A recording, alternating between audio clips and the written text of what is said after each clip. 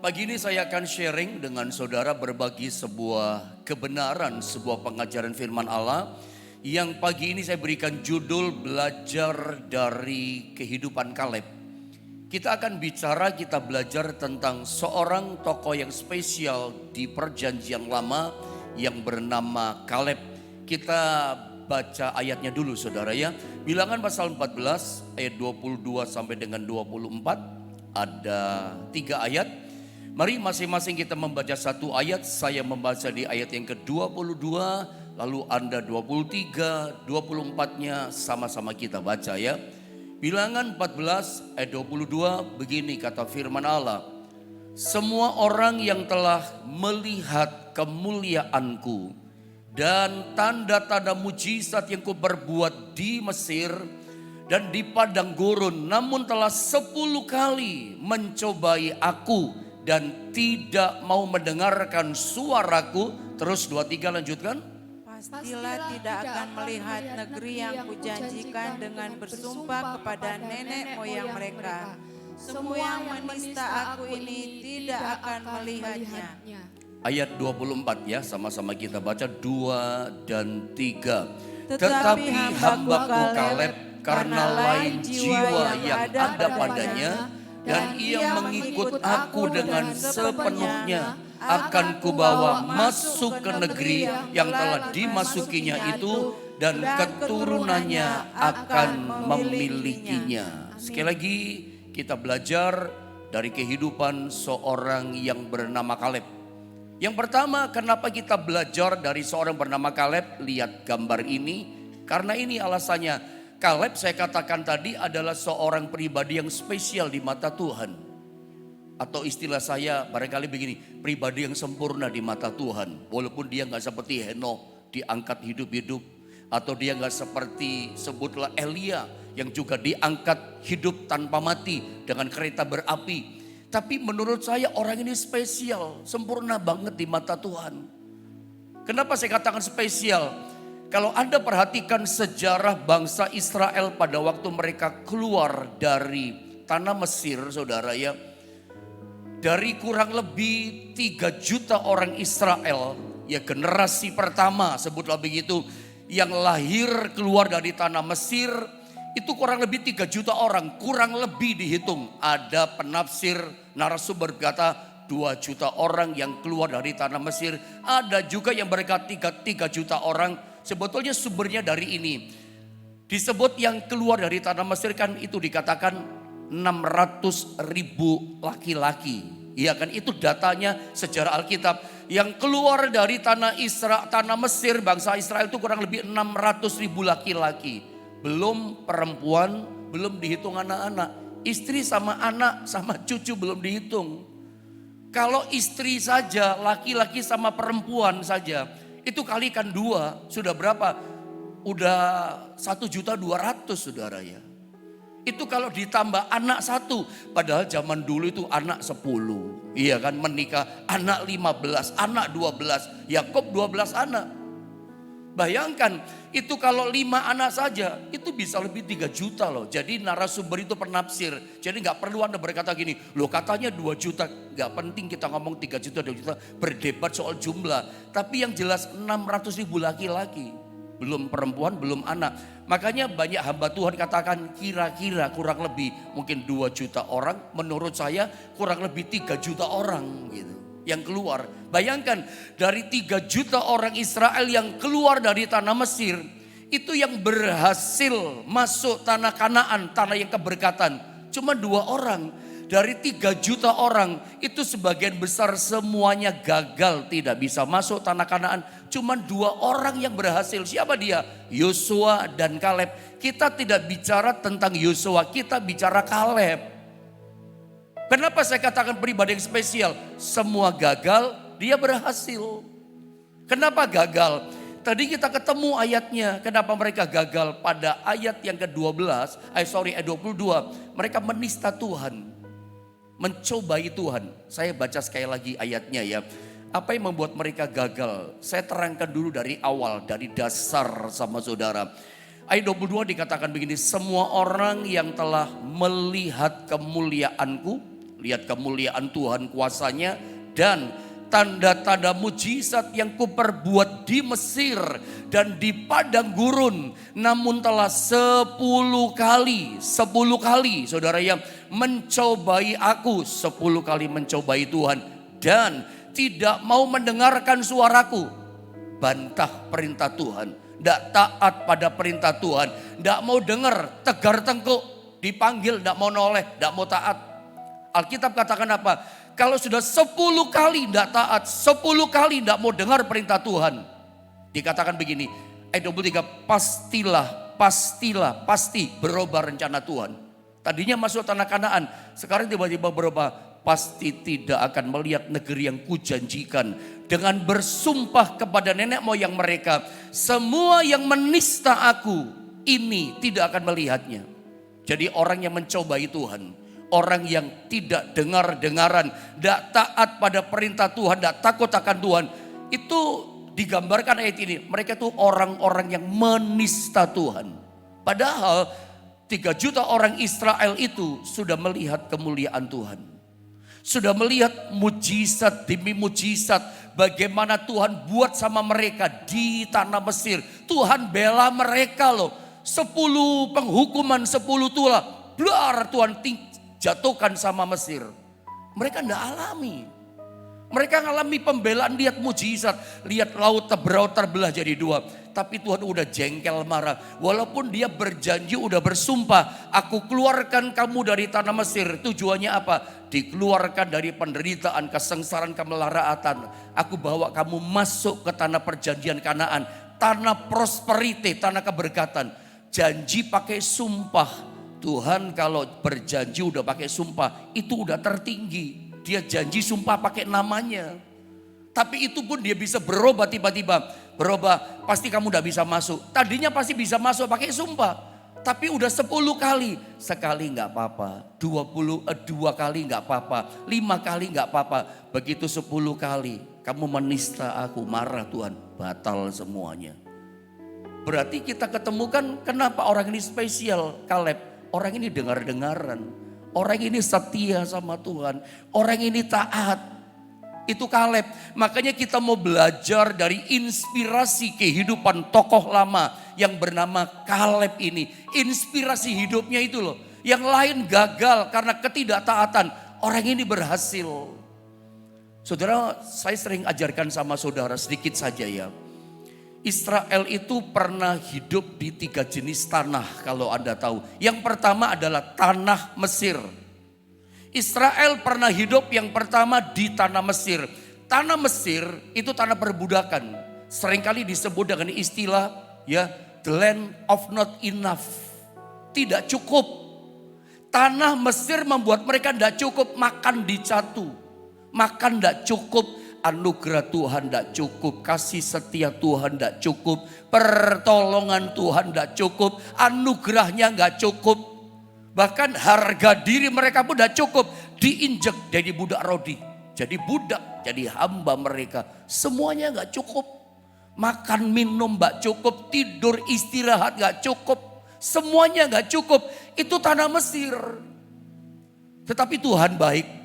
Tuhan bebaskan mereka, lepaskan mereka dari tanah the land of not enough, tidak cukup tadi, dibawa masuk ke tanah Kanaan. Tapi sebelum masuk jenis tanah yang ketiga, tanah Kanaan, Tuhan izinkan dulu mereka melewati jenis tanah yang kedua, namanya tanah padang gurun, the land of just enough, cukupan saja, pas-pasan saja. 1 kasut sepatu cukup untuk 40 tahun. 1 jubah cukup untuk 40 tahun. Bahkan makanan mana, the food of the mighty yang kasih kekuatan itu. Setiap hari mereka ambil mana itu pun secukupnya yang mereka perlukan untuk hari itu saja. Kalau ada yang serakah gitu ya, mengambil mana berlebih-lebih double porsi. Begitu disimpan, besok berulat sudah jadi busuk. Memang di padang gurun, tanah jenis ini adalah tanah jenis the land of just enough. Cukupan saja, pas-pasan saja. Pas mereka butuh air gak ada, gunung batu keluar air. Pas selalu ada pertolongan. Selalu ada perlindungan, tapi selalu cukupan saja. Nah, rencana Tuhan buat Anda dan saya bukan di yang kekurangan tadi, tidak cukup tadi. Istilah orang Hokian itu punya istilah, boccia, tidak cukup makan. Saya percaya destiny Tuhan, rencana Tuhan buat orang-orang yang setia sama Dia. Orang-orang yang mengabdi, percaya, cinta sama Tuhan. Rencananya Tuhan buat Anda sama saya yang dicintainya, umat pilihannya. Itu bukan boccia ini, tidak cukup ini. Semuanya gak cukup, pertolongan gak cukup, kasihnya gak cukup, bukan itu. Rencana Tuhan juga buat kita bukan tanah jenis padang gurun. Yang saya katakan di the land of just enough, cukupan saja, bukan itu. Orang Hokkien juga punya istilah itu, cuan cia, untung dimakan saja, cukup makan saja. Mungkin saja di antara kita ada yang kondisi kita masih di Mesir. Atau mungkin saudara berkata, kondisi saya itu masih di padang gurun Pak, masih pas-pasan saja, cukupan saja. Kabar baiknya buat kita, rancangan Allah buat kita bukan di padang gurun, apalagi di Mesir.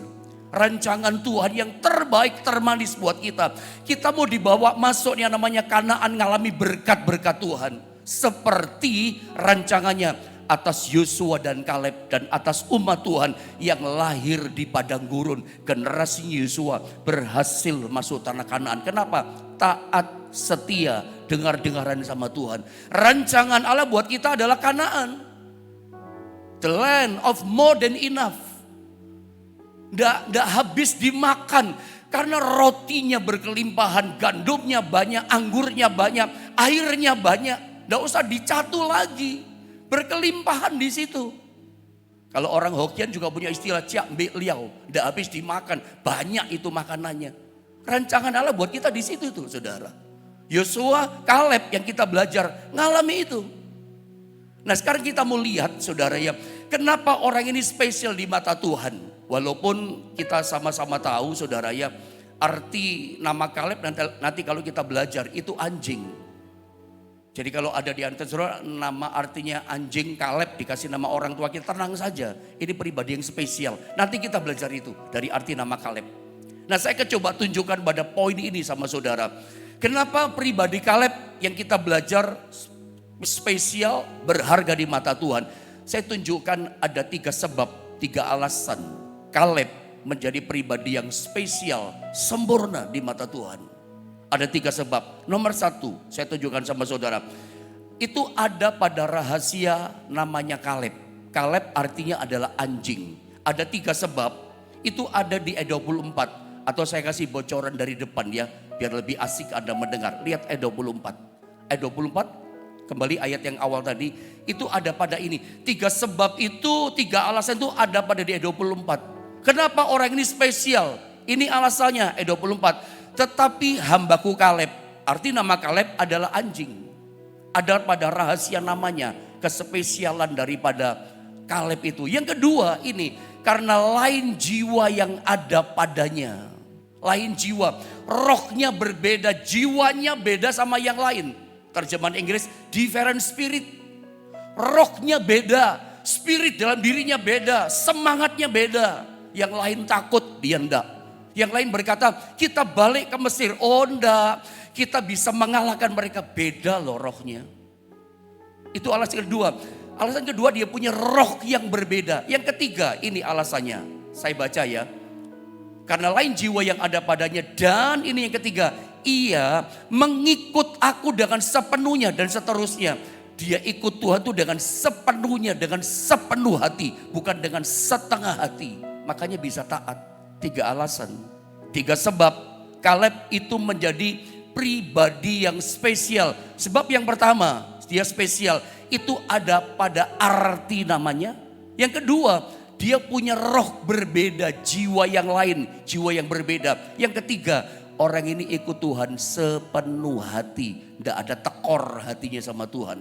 Kita lihat yang pertama, ada pada rahasia dari arti nama Kaleb. Apa arti nama Kaleb? Dalam bahasa Ibrani ternyata Kaleb itu dari kata Kalef. Artinya adalah dog, artinya adalah anjing. Jadi Kaleb itu artinya adalah anjing. Kalau ada di antara Anda, mungkin ada orang muda di sini, kalau orang tua kita kasih nama Kaleb, ya tenang saja. Walaupun kita tahu arti namanya anjing, tenang karena ini pribadi yang luar biasa loh. Banggalah dengan nama Kaleb kalau namamu adalah Kaleb. Saya punya beberapa teman pendeta namanya Kaleb dan dia tenang-tenang saja.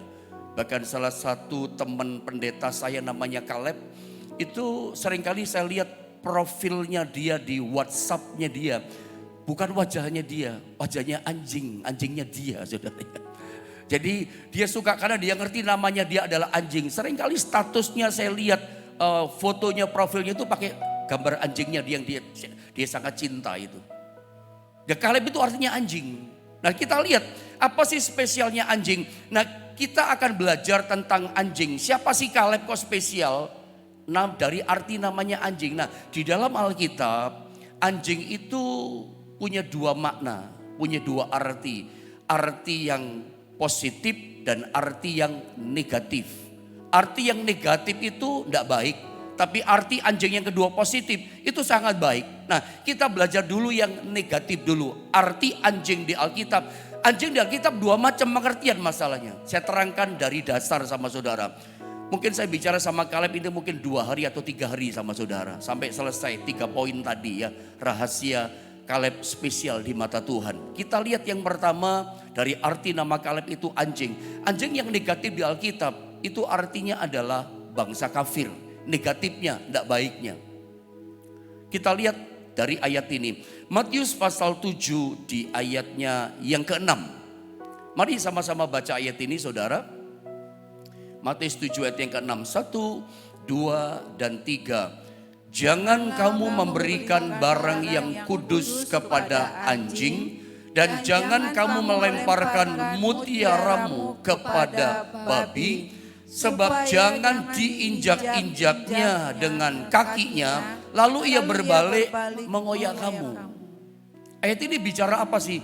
Ada kata anjing di sini bicara bangsa kafir. Jangan kamu memberikan yang kudus, yang suci, yang ilahi, yang bernilai sakral, yang bernilai kekal kepada anjing. Siapa anjing di sini? Anjing di sini bicara bangsa kafir.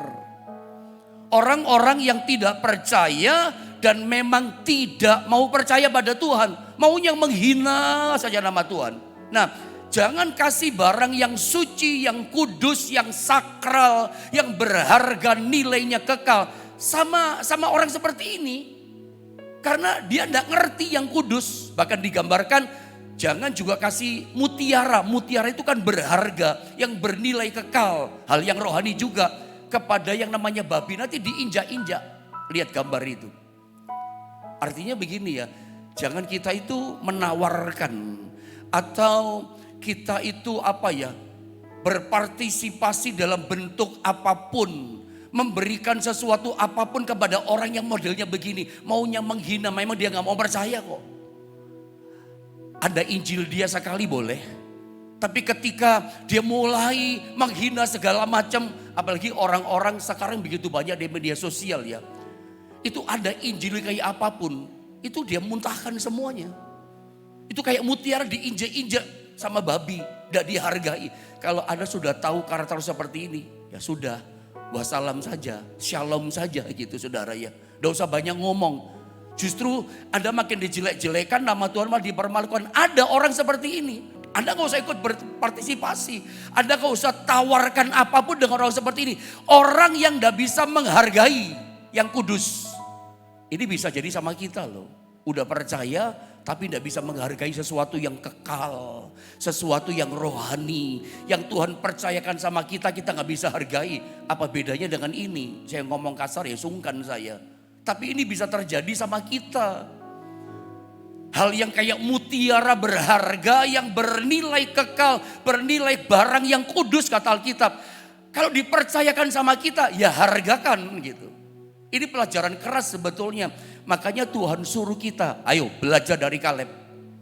Meskipun namanya anjing, orang ini spesial. Bisa menghargai Tuhan. Bisa menjaga kepercayaan ilahi dari Tuhan. Visinya Tuhan, dia tuntaskan. Hebat orang ini. Hari ini apa yang Tuhan percayakan yang nilainya kekal. Kudus ilahi, jaga itu baik-baik. Hargakan itu. Dan kalau Anda ketemu sama orang-orang yang gak bisa menghargai, ya shalom gitu saudara ya. Mau apa lagi? Nanti diinjak-injak, malah menyerang saudara. Dan itu sudah terjadi hari ini. Yang kedua, tetap yang negatif, yang kedua tentang arti anjing di sini. Yang kedua adalah Filipi 3 ayat yang kedua. Saya bawa saudara pelan-pelan saudara ya. Filipi pasal 3 ayat yang kedua. Kita ketemu apa di sini? Saya baca saja ayat 2. Hati-hatilah, hati-hati, warning, awas, beware, hati-hati terhadap anjing-anjing. Hati-hati kepada anjing-anjing. Hati-hatilah terhadap siapa anjing ini? Pekerja-pekerja yang jahat. Hati-hatilah terhadap penyunat-penyunat yang palsu. Kalau tadi yang ngomong Yesus. Jangan kasih barang yang kudus kepada anjing yang tidak mau percaya. Yang tidak menghargai yang kudus. Jangan kasih mutiara berharga kepada babi. Nanti diinjak, tidak dihargai. Malah dia menyerang kamu. Karena dia nggak bisa dipercaya. Dipercayakan yang berharga. Itu Yesus yang ngomong. Nah sekarang Rasul Paulus nih yang ngomong saudara. Ini Paulus yang bilang. Hati-hati terhadap anjing-anjing. Dia ngomong kepada siapa? Kepada jemaat yang ada di Filipi. Jemaat yang dia layani. Jemaat yang dia gembalakan. Dia berkata, hai jemaat, hati-hati kamu terhadap anjing-anjing. Maksudnya siapa anjing-anjing yang dikatakan Paulus? Maksudnya adalah pekerja yang jahat. Siapa pekerja yang jahat? Pelayan-pelayan Tuhan. Wah ini lebih tidak enak lagi. Tadi bangsa kafir, orang tidak percaya dan memang dasarnya dia tidak mau percaya. Jangan dikasih barang kudus. Jangan dipercayakan, jangan berpartisipasi menawarkan sesuatu pada dia. Nanti kamu diinjak sama dia. Tapi Paulus berkata apa? Hei jemaat, yang kulayani kata Paulus, hati-hati sama anjing-anjing. Siapa? Pekerja-pekerja yang jahat. Siapa lagi? Penyunat-penyunat yang palsu. Kelihatannya melayani manis, tapi hatinya gak jelas. Hatinya gak tulus.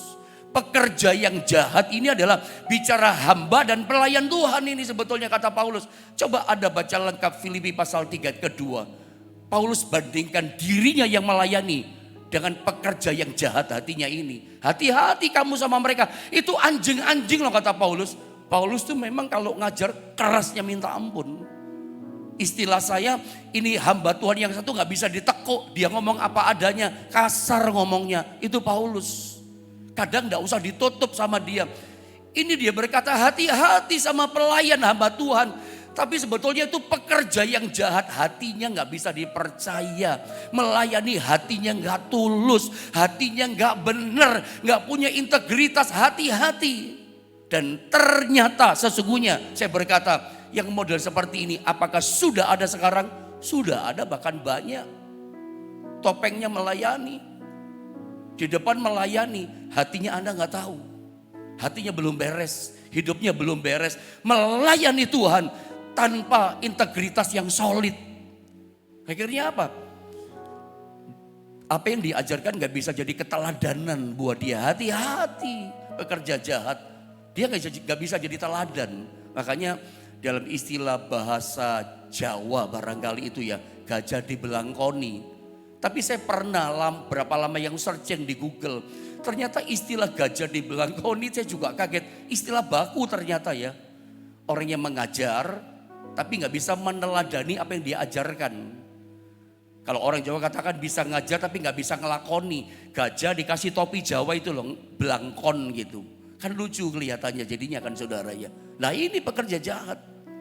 Paulus katakan, maaf kata-kata ini tidak enak. Itu anjing-anjing, hati-hati. Ini firman yang ngomong bukan saya. Kalau saya kesannya kok keminter saya sebagai sesama pendeta hamba Tuhan. Tapi ini firman yang bilang. Makanya kita disuruh apa? Belajar dari Kaleb. Seorang pelayan hamba yang spesial di mata Tuhan. Kenapa? Dia mengabdi. Hatinya sepenuh hati. Dari arti namanya kita tahu artinya namanya anjing. Ternyata anjing itu setia kan. Ada banyak orang yang seperti ini hatinya jahat. Yang ketiga dengan cepat lihat saya bawa saudara pada ini. Wahyu 22. Siapa ini anjing-anjing? Masih arti yang negatif. Ayat 14 sampai 15 ya. Saya baca 14. Berbahagialah mereka yang membasuh jubahnya. Mereka akan memperoleh hak atas pohon-pohon kehidupan dan masuk melalui pintu-pintu gerbang ke dalam kota itu.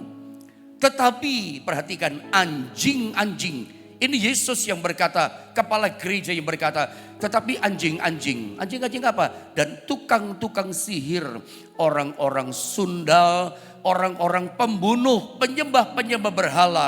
Dan setiap orang yang mencintai dusta, cinta dusta, hidup dalam dusta. Dan yang melakukannya, lakukan dusta, tinggal di luar, tidak bisa masuk sorga. Tinggal di luar, di pelataran, nggak bisa masuk. Jangankan melihat, masuk sorga nggak bisa. Siapa nggak bisa masuk sorga? Jadi kita ketemu di sini, kepala gereja kita, Yesus mempelai pria sorga berkata, anjing-anjing itu kata Yesus tidak bisa masuk sorga, cuma di luar kata Yesus. Siapa anjing-anjing yang nggak bisa masuk sorga? Tukang-tukang sihir, dukun-dukun, peramal-peramal yang menggunakan kuasa kegelapan, kuasa setan. Bukan cuman orangnya, dukunnya saja, sama dengan orang-orang yang datang sama dia. Punya masalah, minta tolong sama orang-orang seperti itu. Mau buka rumah makan, mau buka toko, mau masuk rumah yang baru. Tanya hari dulu, hari yang baik apa mbah gitu. Bukan mbah Google, bukan. Ini mbah yang tadi saudara ya. Tanya orang-orang pintar, paranormal katanya. Hari yang baik apa buka toko supaya laris tokonya. Oh hari ini sial jangan. Padahal semua hari baik kalau ada Tuhan beserta kita. Semua hari akan baik kalau ada Tuhan dalam hidup kita. Karena Allah turut bekerja dalam segala sesuatu. Untuk apa? Mendatangkan kebaikan bagi siapa? Bagi orang yang percaya dan mengasihi Dia. Ada mengasihi Tuhan tidak? Kalau ada mengasihi Tuhan, oh setiap hari kita akan lewati baik bersama dengan Tuhan. Ujungnya Anda lihat, oh pertolongan Tuhan luar biasa. Anjing di sini siapa? Tukang-tukang sihir, peramal-peramal, ahli-ahli nujum. Kalau Anda datang sama dia, sama saja. Nanti di luar, mesti bertobat. Masih pegang ramalan-ramalan, masih percaya jimat-jimat.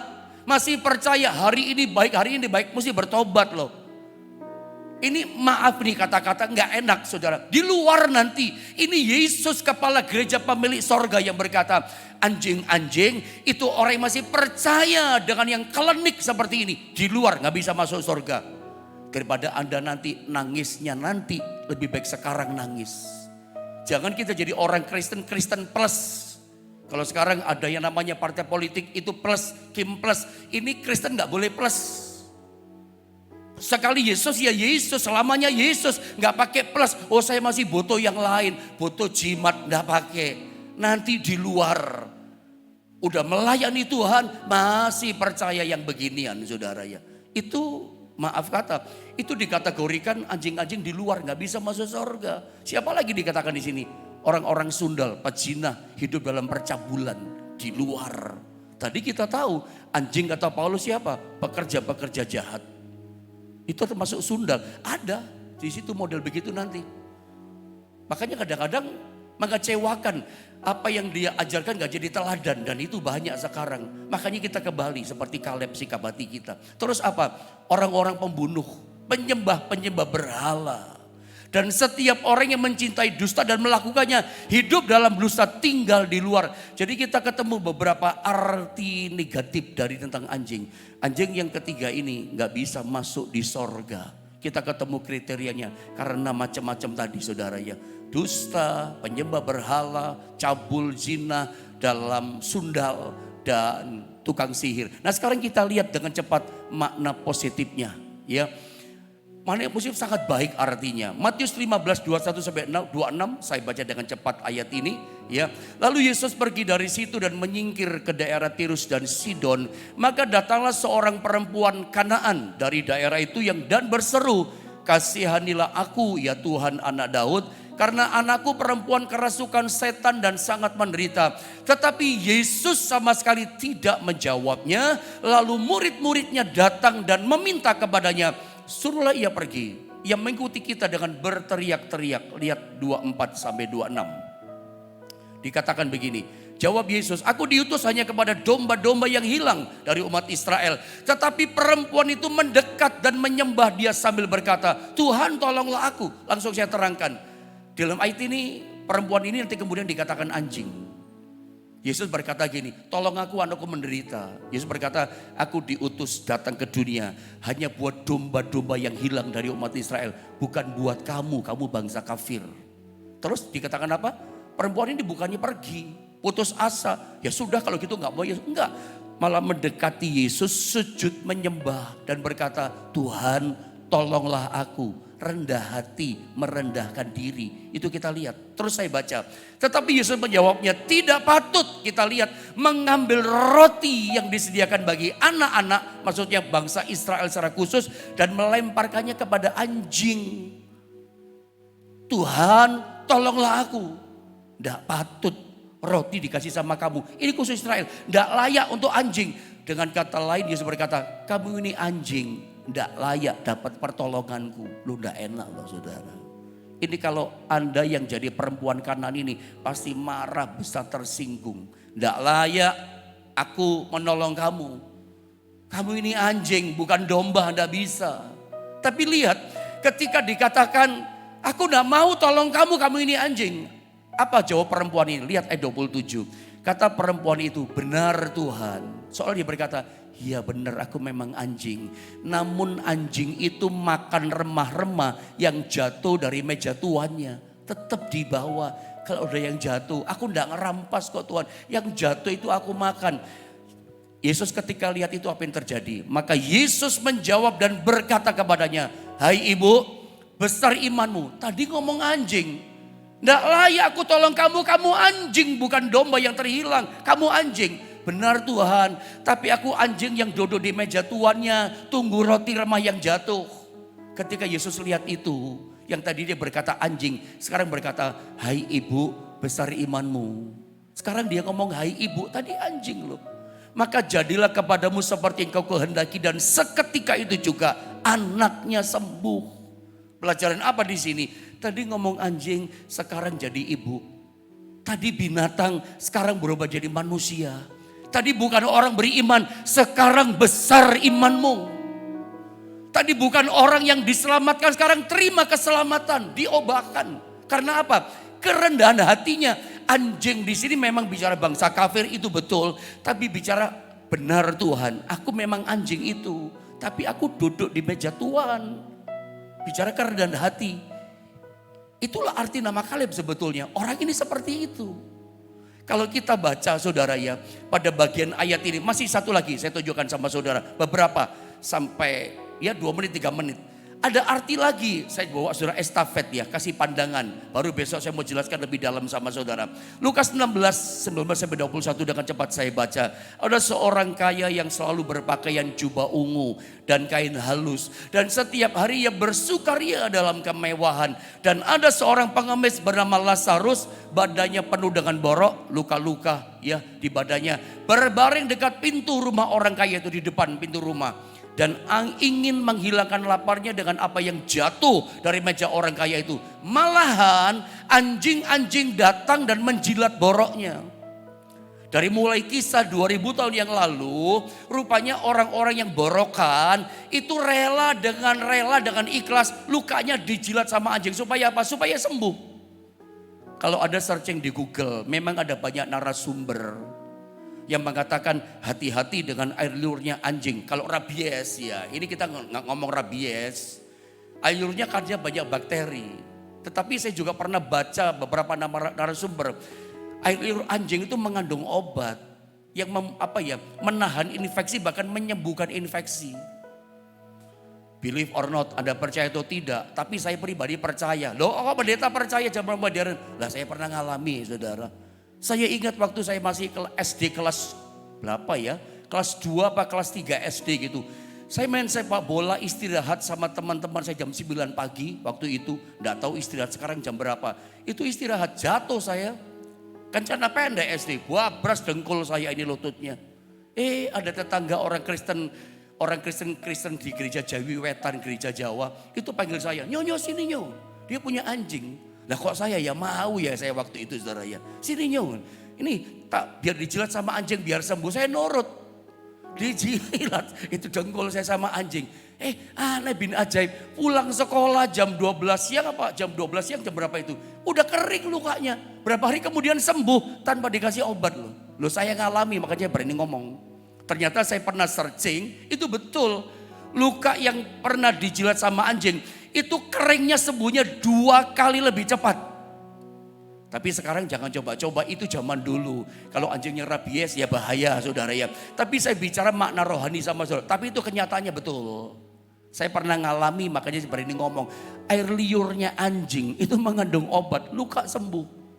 Berkat rohaninya apa buat kita? Buat kita begini loh. Lidahnya Kaleb itu seperti itu. Menyembuhkan luka hati orang, bikin semangat orang. Bukan bikin runtuh hati orang. Bukan bikin melukai hati orang, enggak. Kaleb gak begitu. Makanya rahasia Kaleb orang spesial ini pada arti namanya yang berikutnya. Arti nama Kaleb itu mengobati hati orang. Ketika orang Israel ketakutan gara-gara 10 pengintai berkata, kita gak bisa masuk raksasa, kita belalang kecil, kita dimakan kayak roti, ditelan sama mereka. Kaleb berkata, oh enggak, jangan balik ke Mesir. Tuhan beserta kita, coba. Yang menyertai kita kuasanya lebih besar. Kita pasti bisa masuk tanah Kanaan. Kita menang bisa merebut. Itu Kaleb. Orang yang sudah hancur imannya dia semangatin. Bagaimana dengan kita? Bisa gak jadi seperti Kaleb? Mulut kita, lidah kita jadi berkat. Atau kerjaan kita cuma melukai orang. Bikin kompor sama orang. Kita panas-panasi. Kadang mulut ini gak terkendali. Itu dari hati. Saudara ya, yang keluar di sini dari hati. Makanya nomor 1, handle kendalikan hati, mulut bukan kendali hati. Bisa dikendalikan juga. Belajar seperti Kaleb, mulut jadi obat. Kalau ada orang lemah, kuatkan. Tanpa sadar, saya pernah bilang sama saudara, cuman ngomong sebentar saja, 1 detik, 1 menit. Percaya, ayo ikut Tuhan, saya doakan dia. Begitu dia ada mustahil. Dia bangkit imannya. Mau bunuh diri gak jadi dia. Udah putus asa bangkit lagi karena omongan yang pendek. Jadi obat saudara, jadi kekuatan. Buat suamimu yang lemah, istri, anak-anak kita. Jangan malah melukai hati anak, memang dasar geblek kamu. Mak bisa apa-apa, bangkitkan semangatnya. Dengan perkataanmu ada banyak orang ditolong. Kaleb spesial, itu ada arti namanya. Masih belum selesai sebetulnya. Anjing itu setia, tapi waktu habis saudara ya. Dan kita tahu anjing itu memang binatang setia. Ada banyak cerita, mungkin saya gak usah cerita. Kesetiaan anjing sama tuannya. Anjing itu kalau Anda lagi marah karena dia berbuat salah, Anda pukul sama sendal. Pakai pukul sama buah, kaing-kaing lari. Berapa lama kemudian Anda panggil namanya, Brino, Brino sini. Dia datang sambil kopat-kapit ekornya saudara ya. Gak marah sama saudara, tetap setia sama tuannya. Anda kasih makan, gak marah dia.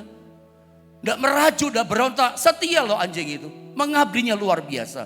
Apakah kita seperti ini? Makanya gak heran. Kaleb sepenuh hati setia sama Tuhan. Makanya yang lain gak bisa masuk, Kaleb bisa masuk. Belajar dari kisah Kaleb ini. Itu adalah kehidupan kita. Janji Tuhan pasti digenapi dalam hidup kita. Saya lanjutkan besok saudara ya. Tuhan berkati setiap kita.